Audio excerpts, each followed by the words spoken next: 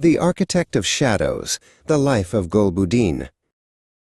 In the dusty plains of Kunduz, under the heat of a 1947 Sunday, a boy named Gulbadin was born into a world on the brink of change.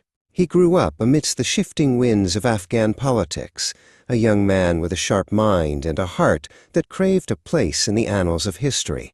But even then, there was a hardness in his gaze, a quiet calculation that prioritized the height of the mountain over the well-being of the valley below.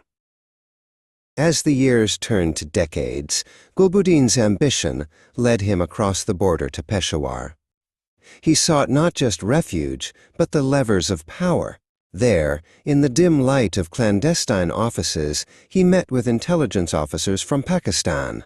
He was a man who understood that to rule his own home, he might first need to hold the hands of strangers, trading the autonomy of his people for the steel of foreign support. With foreign gold and heavy munitions at his disposal, Gulbadin became a titan of the resistance.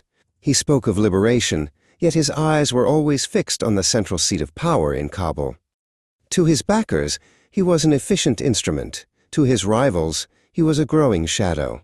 He built an empire of influence that relied more on the strings pulled from Islamabad than the pulse of the Afghan heartland. The Civil War transformed the liberation struggle into a fractured nightmare. Gulbadin, leading his disciplined cadres, looked upon the capital city not as a jewel to be protected, but as a fortress to be broken. He positioned his batteries on the heights of Charasyab, turning his sights toward the ancient streets of Kabul.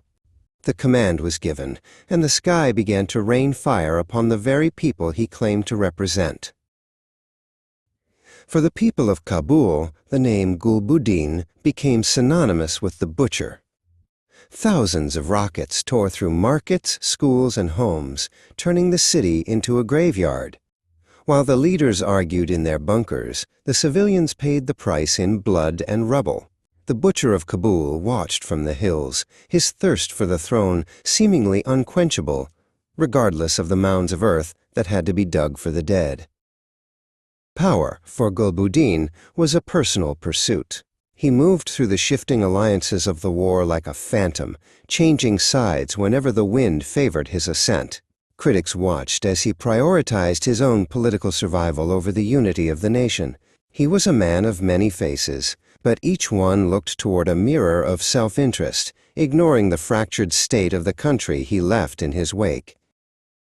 Behind the iron facade of the commander was the life of a patriot.